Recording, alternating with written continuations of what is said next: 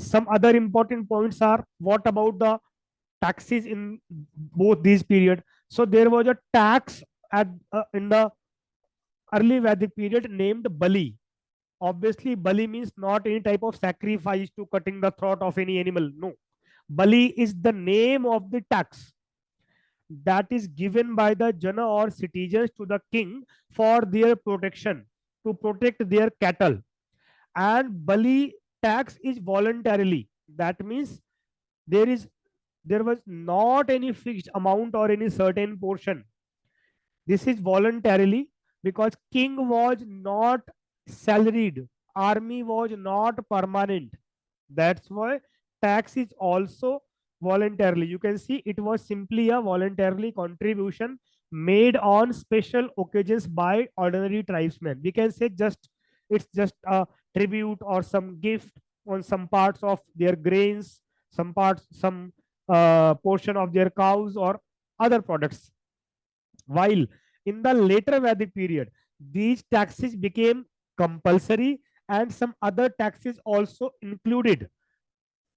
For example, Bali is continuing, then the second is Bhag. Bhag means the part, the portion. And third is Shulk. Shulk means the fee. Gradually assumed the form of regular tributes and taxes. So in the early Vedic, taxes are uh, voluntarily named Bali. In the later Vedic, taxes became compulsory. There are three types of taxes. When we talk about the army, so in the early Vedic period, there was temporary army. Whenever they have to face any war or fight, the each and every person who can fought, they became the army personnel. The Sena or army was a temporary fighting force made up of able-bodied tribesmen who were mobilized during wartime. While in the later Vedic period, army permanently army was appointed. A rudimentary army emerged, and all these lived on the taxes offered by the people. So now, when you have permanent army, obviously you have to pay salary to them. So where you have to pay salary? Obviously from the taxes, which are now compulsory. I hope everything is clear. Then, what is the status of Brahmins? Brahmins, uh, because they are in the higher position according to various texts. So, during the early Vedic period, they performed the yagna or yagya. The who performed the yagya named as Purohit. Okay, they received a large portion of the Raja's gifts and assumed a superior position in comparison to the other members of the clan. But there is not any type of discrimination or any exploitation. Taxes and tributes are voluntarily. It's totally depend on you how much you want to pay them. If you want, you can. You do not, nothing to worry about that. Okay. But in later phrase, king and the core members of the body sabha, or we can say the Brahmins, they became more and more powerful. They perform various yagna with very high fees. Rituals became very expensive, and that's why a common person cannot perform the yagya, or they cannot perform the rituals, as rituals became very expensive. Okay. The status of the officiating priest became at par with the gods in the later period. The officiating brahmana had to be satisfied with dana. Okay. Now we are talking about the social life.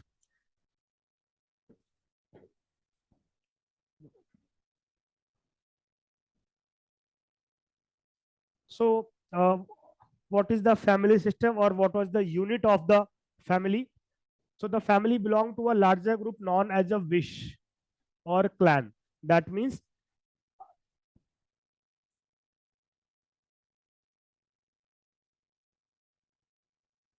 that means right, the unit of the uh, tribe was, first of all, there is kul. Kul means the family.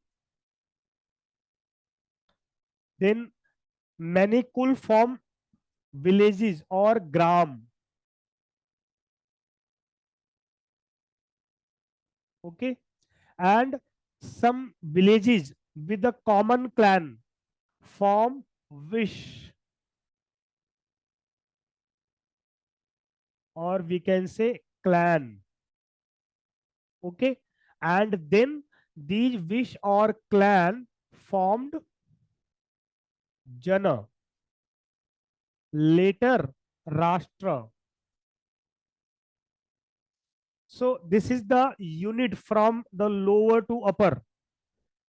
Presently we can say there is village, on upper on the village there is block or taluka or pargana, then district, state and country. Here we can say another thing is kul or family, then village gram, then vish, that means village of same clan people, then jana, and then rashtra. Rashtra, a word introduced in the later Vedic period. The jana was the largest social unit here, while here the largest social unit was rashtra. I hope. Okay, good. Yes, sir. Yes, sir. Okay. Then Varna system. Maybe you hear about the four Varnas. So in the early Vedic period, there was no Varna system, but in the last time of the early Vedic period, Varna system became developed, and in later Vedic period, there are proper mentioned four Varnas. That means Brahmans, Kshatriya, Vaishya, Sudra, and slowly they also became the region to exploitation, to discrimination. There was no discrimination in the early Vedic period, but in later Vedic period, there was discrimination on the basis of various varnas, or we can say, in the last era of this early Vedic period, the varna was on the basis of their occupation, while in the later Vedic period, the varna decided on the basis of birth.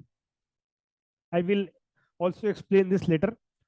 Then what about women's? What was the status of women's in the society? Fantastic.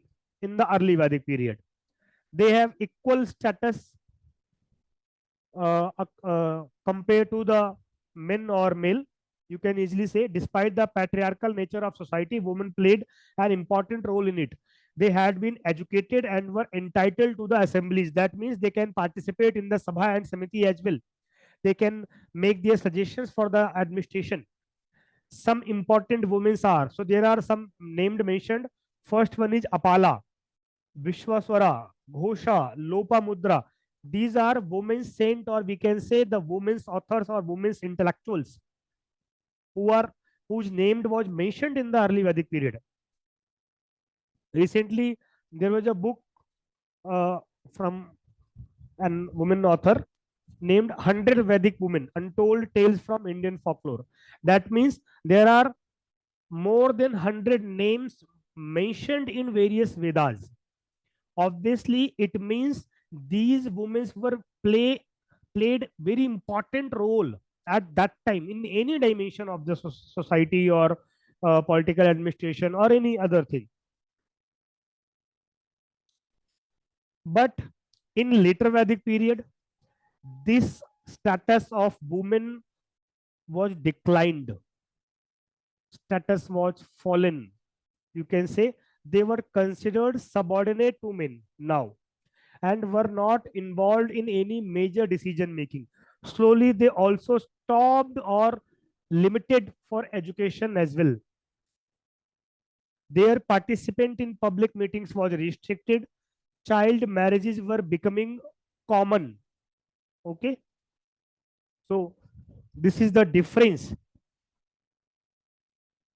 In early Vedic period, you can read they were free to choose their partners and could marry whenever they wanted.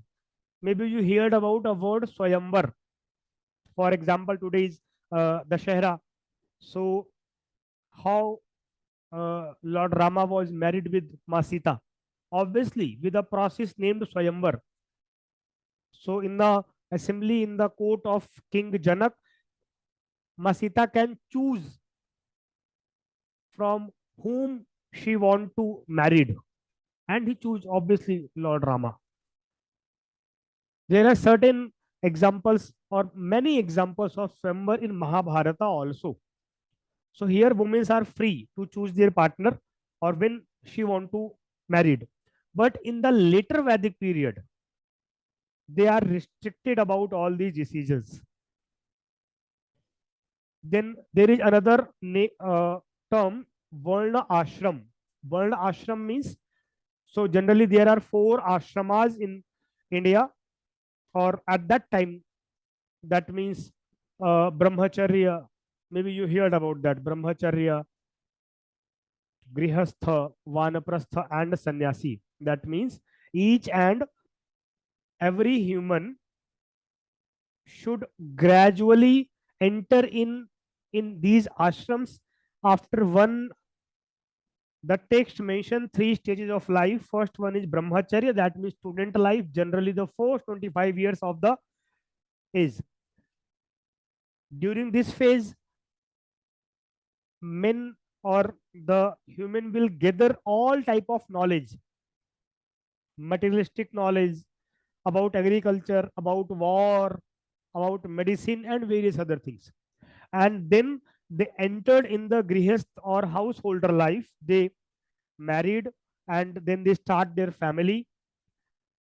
After the age of 50, generally, when now their children are totally grown, they are settled, then these people enters in the third phase that is named as Vanaprastha Ashram. In the Vanaprastha Ashram, uh, society expect that now these peoples made their contribution for society. They provide various services for the betterment and upliftment of society. Later, the fourth stage was added, that is sannyas. Sannyas means you do not want to attach with this materialistic world. You do not want to get married, to start your family. You just want to make prayers. You want to the knowledge of God or creator or soul. Who am I? These questions raised in your mind, etc., etc. Though the sannyas ashram, that means the fourth stage, was not compulsory for each and every person. And sannyas ashram is also not a fourth stage, but at any time people can get in sannyas ashram. That means uh, a student can also enter in sannyas ashram without uh, going or without making any family or any married life, etc., etc. So this whole concept is known as Varna Ashram, which developed in the later Vedic phase. I hope this Varna Ashram and Varna system is clear to all of you. If yes, then put some comments. Then we will go with all these images.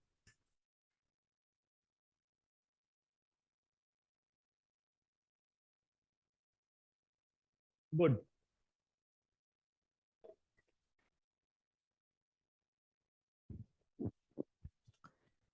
So here you can see a Varna system.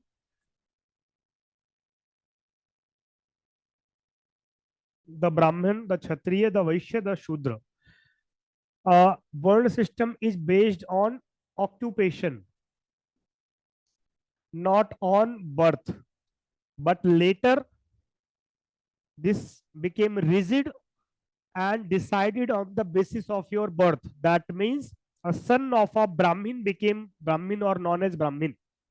A son of a Kshatriya is known as Kshatriya. But in the early Vedic period, there are certain stories mentioned in Veda, that means which depict that there is various Varna people are living in a same family. That means father can be a Brahmin or can be a Kshatriya. His wife can be from any other Varna. If he have two or three sons or daughters, they can be related from various Varnas. Means what occupation they adopt, they divided into or categorized into that particular varna. That means if a person have two sons, one is in the field of teaching, so he is known as the Brahmin. The another is a soldier, so he is known as Kshatriya. If any third son or daughter, if he is doing some trade work or agriculture, then he is known as the Vaishya. But later, these Varna system became rigid and became on the basis of birth, which developed discrimination. And again, in the next later phase, the development of caste and untouchability also found in the later Vedic and the later phase of the Vedic era. Obviously, this discrimination form various tension in the society, because now this system became a mode to exploitation.